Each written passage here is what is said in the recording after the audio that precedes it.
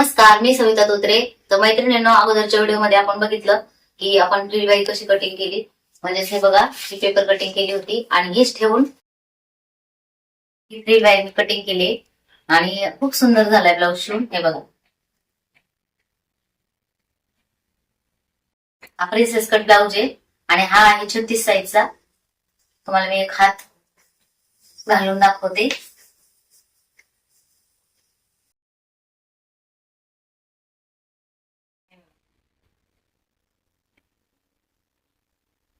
त्याच्या साईजचा आहे, त्यांनी घातल्यानंतर खूप सुंदर होईल. आणि बघा, खूप सुंदर झूल आली, फ्रिल पण खूप सुंदर आली. ह्या साईडला मी बिडिंग करून घेतली. याला बिडिंगच करायची, त्याच्यामुळे काय होतं, हा सेफ येतो, खूप सुंदर दिसतो. आणि टीप मारल्याच्या नंतर काय होतं की मग चपटी चपटी होते. तर कधी पण याला बिडिंग करून घ्यायचं. आणि खूप सुंदर झाली बघा.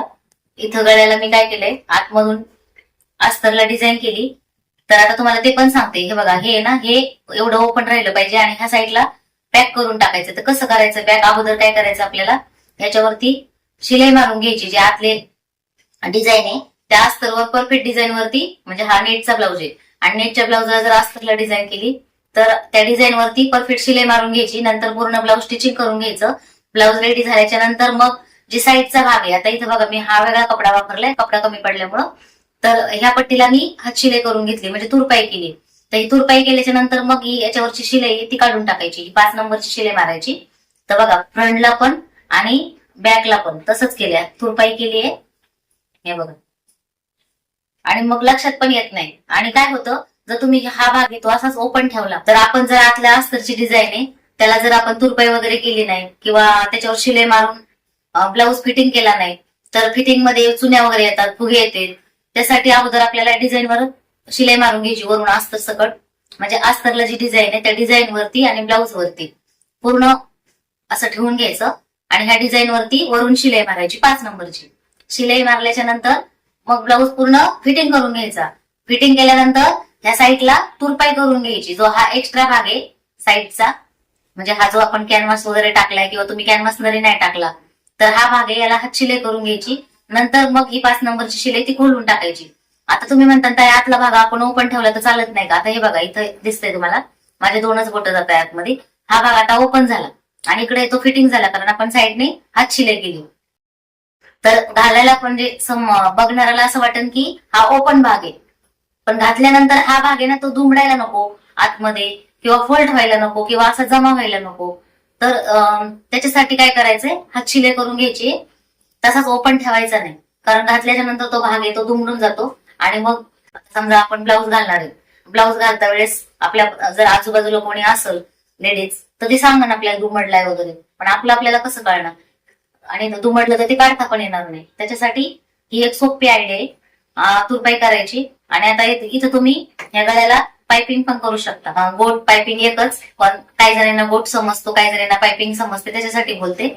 तर काही कस्टमरला पायपिंग आवडते तर पायपिंग करायची, काही कस्टमरला तुरपाई आवडते तर अशी पट्टी लावायची, आपण जसं नेहमीच्या ब्लाऊजला लावतो. तर ही मी नेटचीच पट्टी तयार केली आणि लावून घेतली. तर ज्यावेळेस ब्लाऊज आपल्याकडे स्टिचिंगला येतं त्यावेळेस ह्या छोट्या मोठ्या गोष्टी विचारून घ्यायच्या. शोल्डर कितीचा ठेवू? बऱ्याच ताईंच्या अशा पण कमेंट येतात की ताई, तुम्ही प्रत्येक व्हिडिओमध्ये 3चं शोल्डर सांगता, गळ्याची रुंदी 2.5 सांगता, कधी 2.25 सांगता. तर जर गळा उतरत असेल तर 2.25 लावायचे, आणि गळा जर उतरत नसेल तर 2.5 लावायचं. आणि शोल्डरची रुंदी आवडीप्रमाणे ठेवू शकता तुम्ही. ज्या नवीन ताई व्हिडिओ बघताय, नवीनच आपल्या चॅनलमध्ये जॉईन झाले तर त्या ताईंसाठी सांगते. नाही तर मग परत म्हणतात ताई सारखं काय तेच सांगता. पण ह्या छोट्या छोट्या गोष्टी असतात आणि ह्या बारीक बारीक गोष्टी कोणीही सांगत नाही.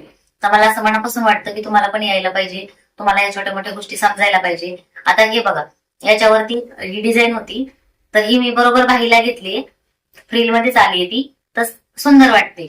आणि ह्या बाहीच्या भागावर जर मी पाठीचा भाग ठेवला असता, कटिंग केला असता, तर ते डिझाईन मुळे ती दिसलं पण नसतं आणि तो कटिंग मध्येच गेला असता.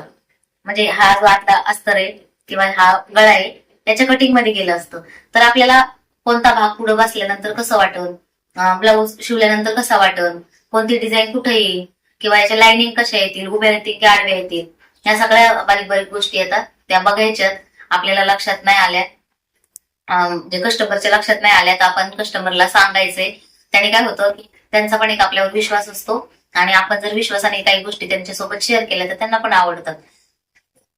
काही ताईंना म्हणजे बोलायला कसं तरी वाटतं, नवीन शिकताय, त्यांना माहिती नसतं त्याच्याबद्दल काही, तर त्याच्यासाठी मी ह्या छोट्या छोट्या गोष्टी शेअर करते. म्हणजे कसं हा व्हिडिओ बघितल्यानंतर तुम्हाला काहीतरी आयडिया येतील, हा असं करायला पाहिजे, तसं करायला पाहिजे.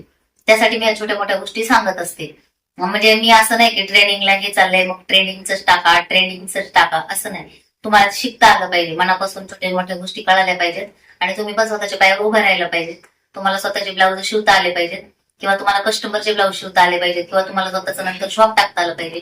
ही माझी इच्छा आहे. त्याच्यासाठी मी ह्या छोट्या छोट्या गोष्टी तुमच्यासोबत शेअर करते.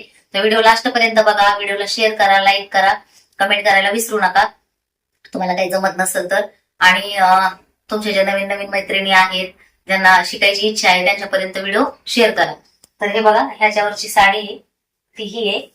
आता मला ह्या दोन्ही साड्या बिडिंग फॉल करून द्यायच्यात आणि ही ब्लाऊज झालाय, याला का हुक लावायचे आणि खूप सुंदर झालाय ब्लाऊज शिवून.